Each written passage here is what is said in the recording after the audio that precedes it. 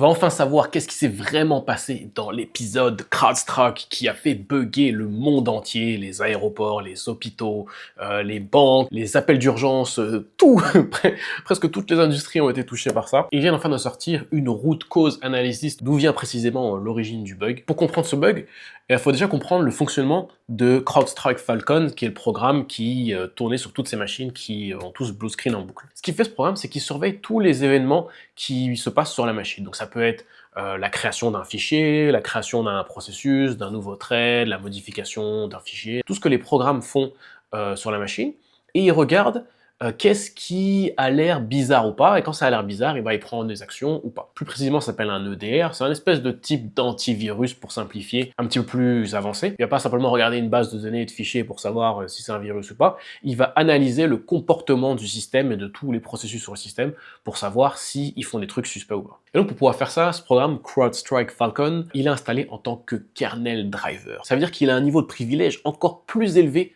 que ton mode administrateur, si tu veux. Il a un peu les droits ultimes sur ta machine, il a les mêmes droits que le kernel Windows même sur ta machine, donc il peut vraiment faire tout ce qu'il veut. Et l'avantage de faire ça, c'est qu'il peut vraiment observer tout ce qui se passe sur ta machine, parce que la plupart des programmes malicieux, ils vont tout faire pour être le plus discret possible, faire des trucs un petit peu en cachet pour pas que ça se voit. Et malgré ça, si CrowdStrike il tourne en tant que kernel driver, ils peuvent pas se cacher en gros. L'inconvénient de ça, c'est que quand tu es un kernel driver, tu es au même niveau que Windows, c'est comme si tu étais intégré directement à Windows, donc d'habitude un programme quand il crache sur ta machine, bah, c'est juste le programme qui se ferme, c'est pas si grave, mais là comme il est carrément intégré à Windows, s'il crache, tu as tout Windows qui crache. Et deuxièmement, c'est un type de kernel driver particulier parce que c'est un boot start driver. Ça veut dire qu'une fois que ce programme-là est installé, Windows ne peut pas démarrer si ce programme-là ne démarre pas. L'avantage de ça, c'est que CrowdStrike va démarrer avant tous les autres processus sur la machine, et donc il va pouvoir voir tout ce qui s'est passé à partir du moment où la machine a démarré, donc il n'y a pas un malware qui pourrait commencer à faire des trucs bizarres avant que ton antivirus démarre. L'inconvénient, c'est que si ce programme-là crache, et bah la machine ne peut plus booter. Et c'est ça qui a causé l'étendue de ce bug, parce qu'une machine qui bug à droite ou à gauche, c'est pas si grave, mais là c'était des millions de machines à droite à gauche qui buguaient parce qu'elles pouvaient juste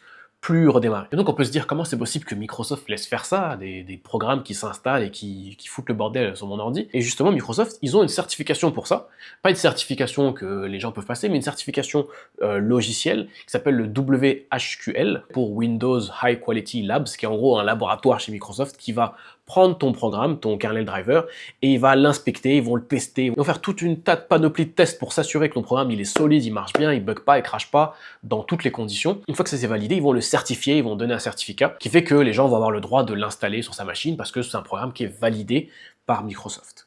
Le problème, c'est que les malwares, les virus, etc., il y en a des nouveaux tous les jours. Et donc si à chaque fois qu'il y a des nouveaux malwares, il faut repasser à travers tout le processus de certification Microsoft, qui prend je sais pas combien de temps, mais bon, même s'il prend une semaine ou deux, bah, ça veut dire que c'est à chaque fois une semaine ou deux, avec des menaces qui sont existantes et auxquelles on ne peut pas répondre. Donc pour pouvoir répondre plus rapidement aux menaces, aux nouveaux virus qui arrivent, ce que CrowdStrike a fait, c'est qu'ils ont leur kernel driver d'un côté, qui a été validé par Microsoft au moment où il l'a envoyé, mais ce kernel driver-là, il va utiliser des fichiers de configuration. Et c'est ces fichiers de configuration-là qui vont contenir les nouvelles techniques de détection des nouveaux malwares qui vont être mises à jour. Comme ça, on n'a pas besoin de mettre à jour le driver si souvent que ça, on va juste mettre à jour les fichiers de configuration, entre guillemets. Et le fameux fichier channel 291, blablabla, c'était justement un de ces fameux fichiers de configuration, et c'est pour ça que quand on rebootait en mode sans échec et qu'on effaçait ce fichier, et ben là, comme par magie, tout se remettait à fonctionner. Donc maintenant qu'on comprend comment ça fonctionne, qu'est-ce qui a mal allé? C'était quoi le problème? Donc ils ont fait un rapport de 10 pages qui explique un petit peu en détail ce qui s'est passé, et je passe à travers comme ça, t'as pas besoin. Et ce que ça dit, c'est que l'erreur de base,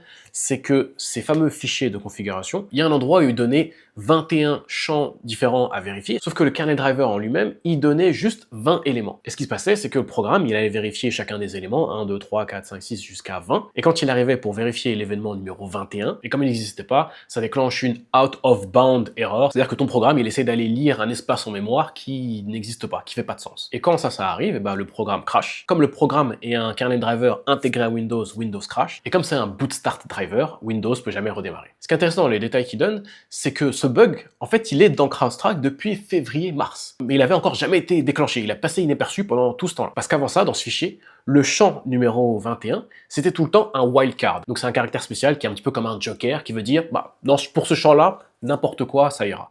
Ce qui fait que probablement ce qui s'est passé, le programme, il vérifiait les champs de 1 à 20, et pour le champ numéro 21, comme il y avait un wildcard dedans, bah, il vérifiait pas, il essayait pas d'aller vérifier parce que de toute manière, c'est censé matcher avec n'importe quoi. Comme le champ 21, c'était tout le temps un wildcard dans leur test, et bah ils ont jamais vu le bug. Et c'est seulement le 19 juin, dans une nouvelle mise à jour, que là, cette fois-ci, le champ, c'était pas un wildcard, c'était une valeur n'importe laquelle. Et donc là, comme on essaie de chercher cette valeur-là, boum, ça fait tout cracher. Donc là, ça veut dire que ça soulève pas mal de problèmes, parce qu'il y a pas mal de choses qui auraient pu être faites pour pouvoir empêcher ça. La première chose, c'est de ne jamais générer un fichier de config qui va comporter plus de champs que ce que le programme peut vérifier. Donc ça, c'est une des premières choses qu'ils ont fixées et qu'ils expliquent dans leur rapport, c'est qu'à la compilation du programme, ils vont vraiment vérifier que pour tous les fichiers de configuration, les nombres de colonnes, le nombre d'événements à regarder correspond au nombre d'événements qui existent vraiment sur la machine dans le kernel driver. La deuxième chose qui est problématique, c'est que même si le fichier de config donne plus de champs à vérifier, le programme aurait jamais dû aller essayer d'aller accéder à une valeur qui n'existe pas. Donc ça, c'est la deuxième chose aussi qu'ils ont corrigé, c'est de faire en sorte que leur programme, à cet endroit-là en particulier, mais aussi ailleurs dans le programme, c'est de faire en sorte que quand on a par exemple un tableau de 20 éléments, qu'on n'essaie pas d'accéder au 21e élément, parce que ça fait pas de sens, et c'est ça qui cause ce type d'erreur-là. Et ça, c'est un type d'erreur qui est quand même assez fréquent quand on fait de la programmation en bas niveau, en C, en C++. Comme c'est un langage bas niveau, c'est vraiment nous qui avons la responsabilité de devoir fermer ce qu'on a ouvert, vérifier que ce qu'on ouvre existe bien, etc., etc. Et ça, c'est probablement quelque chose qui est vérifié la plupart du temps, mais comme un programme, c'est quelque chose qui est dynamique, ou quelque chose où on va tout le temps faire des modifications, corriger des bugs, rajouter des fonctionnalités, et donc du coup, bah, comme l'erreur est humaine, il y a toujours un moment ou un endroit où on peut oublier de faire cette vérification, et du coup ça cause des crashs. Donc ils ont fixé ça particulièrement à cet endroit-là. Ils ont aussi fait ce qu'on appelle du fuzzing, et le fuzzing c'est prendre un programme ou une fonction et lui envoyer un petit peu n'importe quoi. Soit des entrées qu'on va faire exprès d'être mauvaises, soit lui donner des valeurs aléatoires, mais en gros on va faire en sorte d'essayer de tout péter. Et c'est ce qu'ils ont fait avec ce fichier channel 291, ils ont essayé de mettre plein de trucs n'importe quoi dedans, et essayer de voir comment se comporte le programme, pour faire en sorte que, quelles que soient les conneries qu'il peut y avoir dans ce fichier de config là, que ça fasse pas cracher le programme principal. Donc là ils l'ont fait pour ce fichier là en particulier, ils expliquent qu'ils sont en cours de le faire pour tous les autres channel 5, parce qu'on imagine bien que si c'est channel 5 numéro 291, il y en a quelques centaines d'autres à checker. Troisième gros problème dans cette histoire, c'est peut-être même un des premiers trucs auxquels on pense, on se dit mais comment c'est possible, ils ont pas testé? Et en fait, bah si, il y a plein de tests qui sont faits à plein de niveaux, même des tests performance, des choses comme ça, mais il se trouve que ce problème-là en particulier a jamais été testé. C'est quand même ballot parce que ça veut dire que ils ont pas ce qu'on appelle de end-to-end testing. C'est-à-dire un test qui va simplement prendre une machine, installer Crossroad dessus, jouer un peu avec, faire quelques petites modifications, des trucs comme ça, et puis vérifier que juste ça fonctionne. C'est-à-dire que probablement qu'ils testent certaines fonctionnalités de manière isolée, mais ils testent pas globalement le programme. C'est peut-être quelque chose qui est aussi très compliqué à faire, parce que c'est un kernel driver, c'est pas non plus une calculatrice, tu vois. Apparemment, dans leur batterie de test, ils testent en interne, c'est-à-dire que donc, toutes les personnes qui travaillent dans cette entreprise-là, ils testent les nouvelles versions, et ensuite ils ont un autre petit groupe de bêta-testeurs, entre guillemets, pour pouvoir vérifier que les nouvelles versions fonctionnent correctement. Ça, c'est quelque chose que je trouve quand même qui est un petit peu bizarre, ou du moins je trouve que c'est dommage que ça n'a pas été expliqué dans le document. C'est pourquoi est-ce que c'est un problème aussi facile à détecter, entre guillemets, qui est passé à travers toutes leurs couches de différents tests. Ça aurait été intéressant à savoir, parce que clairement, il y a un problème dans tout le processus de test. Probablement que ce qui s'est passé, c'est qu'ils considéraient peut-être pas vraiment ça comme du code, parce que c'était, entre guillemets, juste un fichier de configuration. Donc, ils l'ont testé au départ, quand ils ont ajouté cette nouvelle fonctionnalité en février-mars. Pour le coup, tout fonctionnait bien, parce que la valeur numéro 21 avait un wildcard dedans, et ils ont jamais vraiment retesté avec les nouvelles version des fichiers de configuration. Donc clairement, ça veut dire qu'il y a un problème au niveau de la chaîne de test, la chaîne de qualité des programmes. Donc évidemment, ils expliquent qu'ils ont rajouté plein de batteries de test pour plus que ça arrive. Ils ont également embauché 2 entreprises de sécurité externes pour pouvoir à la fois vérifier le code, qu'il n'y ait pas de ce type d'erreur-là ailleurs dans le code, parce que c'est quand même une erreur fréquente qui peut arriver ailleurs, et aussi pour pouvoir regarder tout leur processus de test, pour pouvoir voir où est arrivé le problème et le fixer. Le problème un petit peu avec ce genre d'audit, c'est que oui, ils vont peut-être trouver le problème à ce moment-là, mais comme dans le développement logiciel, on est toujours en train d'ajouter des nouvelles fonctionnalités, corriger des bugs, faire plein de modifications tout le temps, bah ça c'est des problèmes qui vont revenir de manière constante. Le faire un audit à un instant T, ça peut trouver des problèmes, d'autres problèmes qui n'ont pas encore forcément été trouvés, mais c'est pas forcément une solution long terme. Donc c'est pour ça qu'il faut corriger et améliorer le processus de test au maximum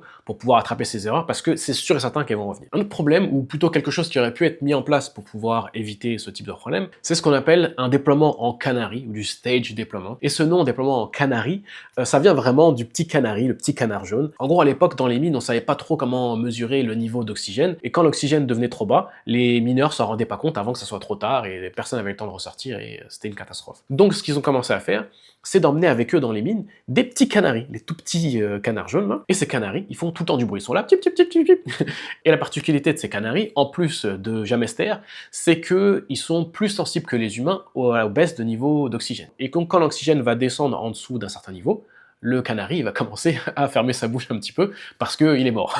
Et donc les mineurs, quand ils entendent plus le canari en train de brailler, ça veut dire qu'il n'y a plus d'oxygène et qu'il faut se barrer. Donc c'est ballot pour le canari, mais au moins tout le monde a pu ressortir sain et sauf. Donc là c'est le même principe, sauf qu'on n'a pas besoin de tuer des petits canaris, c'est qu'on va faire notre déploiement en petits morceaux. Donc quand on a une nouvelle version de notre logiciel, au lieu de le déployer à tout le monde d'un coup, on va le déployer à une petite partie. Par exemple, juste 1% des utilisateurs. Et ces 1%, ça va être notre fameux canari. On va mesurer comment se passent ces 1%. Est-ce qu'il y a plus de crash que d'habitude? Est-ce qu'ils sont plus lents? Est-ce qu'ils ont moins de performance? Il y a plein de choses qu'on peut mesurer.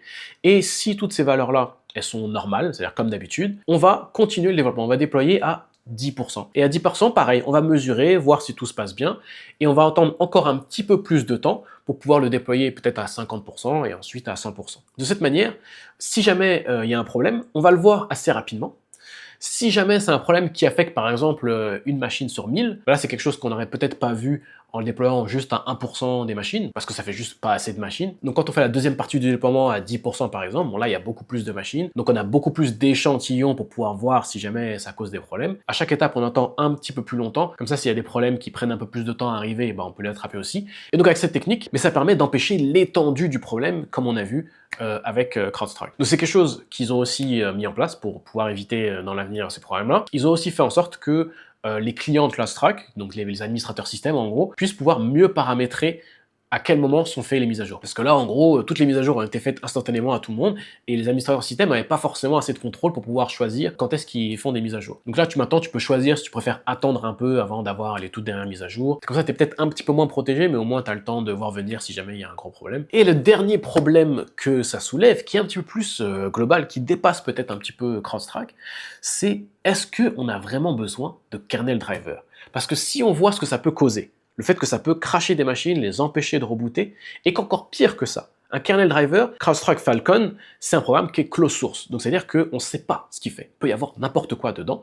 Même si CrowdStrike est de bonne volonté, peut-être qu'il y a un employé qui est malveillant, peut-être qu'ils se sont fait hacker et qu'ils ne le savent pas. Tu vois, il peut se passer un milliard de trucs qui font que sur mon ordi, j'ai un truc qui tourne avec plus de privilèges que moi-même, qui est administrateur de ma machine, et qui peut faire n'importe quoi sur ma machine. Donc d'un point de vue sécurité, c'est un petit peu un truc qui est abusé. Parce qu'on peut se dire que par exemple, pour un logiciel antivirus, ok, peut-être ça peut faire du sens, qu'il ait des accès un petit peu plus privilégiés, ces choses comme ça, mais un autre type d'application qu'utilisent beaucoup les kernel drivers, c'est les anti-cheats. Par exemple, quand tu installes Valorant sur ton ordi, qui est un jeu en ligne, ça installe aussi un programme qui s'appelle Vanguard, et qui est un kernel driver. C'est pour ça que tu as besoin de rebooter ton ordi quand tu installes Valorant. Et pour ça, on se dit, est-ce que vraiment pour pouvoir jouer à un jeu en ligne, j'ai besoin d'avoir un bout de programme qui tourne, dont j'ai aucune idée de ce qu'il fait, qui tourne avec des privilèges maximum sur mon ordi? Tu vois, là, ça vaut peut-être beaucoup moins le coup. Donc ça soulève vraiment cette question de est-ce que c'est vraiment nécessaire qu'on ait ce type de programme sur nos ordi? Et dans le rapport, ils en parlent un petit peu, et ils expliquent que justement,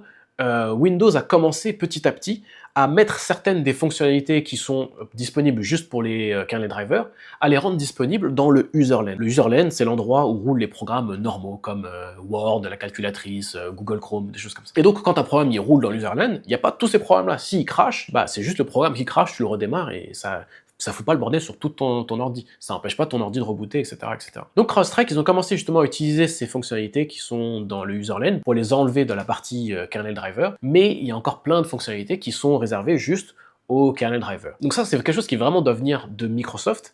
Si jamais ils décident que, ok, bon, maintenant on a compris, les kernel drivers c'est un petit peu abusé, il faut que toutes les fonctionnalités qui sont en ce moment disponibles pour les kernel drivers soient disponibles dans le userland. Et c'est d'ailleurs ce qu'a fait Apple avec macOS depuis 2019. Ils ont déprécié et même enlevé la plupart des fonctionnalités qui étaient dans les kernel drivers, ça s'appelle les kernel extensions sur macOS, et ils les ont remplacés par ce qu'ils appellent des systèmes extensions, et les systèmes extensions, elles tournent dans le userland. Donc, c'est quelque chose qui est possible, c'est juste qu'il faut que Microsoft s'y mette un petit peu. Ce qui est intéressant avec ce type de problème, c'est que ça permet d'apprendre comment les choses fonctionnent. Et c'est pour ça que j'aime bien le sponsor d'aujourd'hui, Brilliant.